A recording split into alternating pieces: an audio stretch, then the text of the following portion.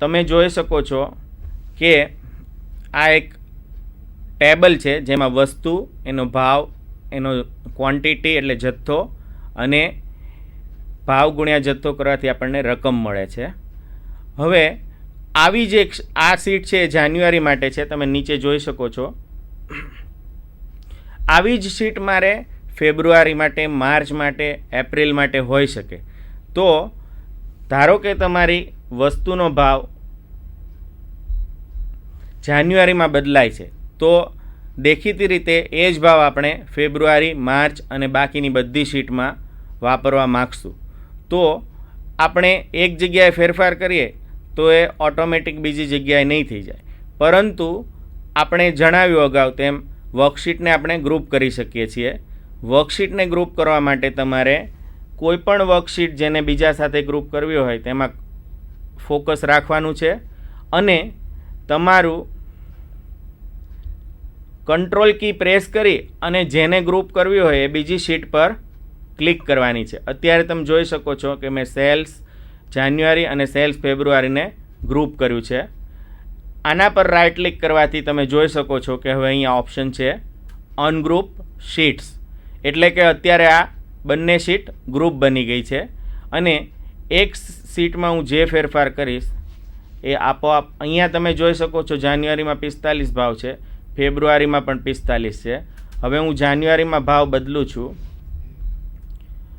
તો તમે જોઈ શકો છો કે ફેબ્રુઆરીમાં આપોઆપ ભાવ બદલાઈ જાય છે. આમ વર્કશીટને ગ્રુપ કરવાથી તમે એકસાથે ઘણી બધી શીટમાં ફેરફાર એપ્લાય કરી શકો છો. તમારે શીટને ખસેડવી હોય, ફેબ્રુઆરીને પહેલાં લેવી હોય તો લેફ્ટ કી પ્રેસ કરી અને મૂવ કરી શકો છો માઉસની મદદથી, તો એની પોઝિશન બદલી શકાય છે.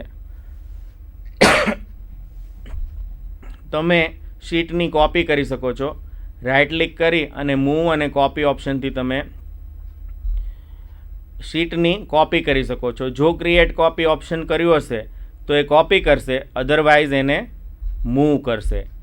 જો હું મૂવ ટુ એન્ડ આપીશ તો આ જે શીટ છે અત્યારે એ અંતમાં જતી રહેશે અને જો હું અહીંયા ફિલ્ટર રાખીશ તો મારી શીટ છે એ ફિલ્ટરની અગાઉ ઉમેરાશે.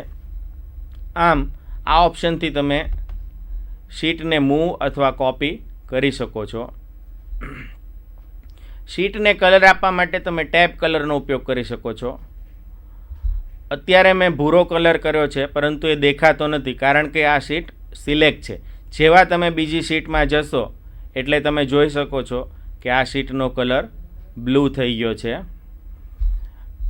તમારે સપોઝ આના અંદર 50 રો હોય તો બધી રો સ્ક્રીન પર દેખાશે નહીં. તો એના માટે તમે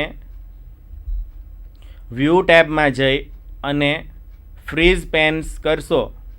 અત્યારે મારું વસ્તુની નીચે એક્ટિવ સેલ છે, ત્યાં રાખી અને હું ફ્રીઝ પેન કરું છું.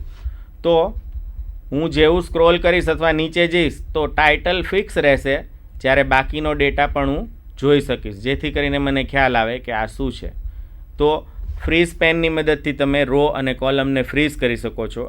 જો તમારે જરૂર ના હોય તો ફરી પાછું તમારે ફ્રીઝ પેનમાં જઈ અને અનફ્રીઝ પેન્સ આપવાનું છે, જેથી થઈ શકશે.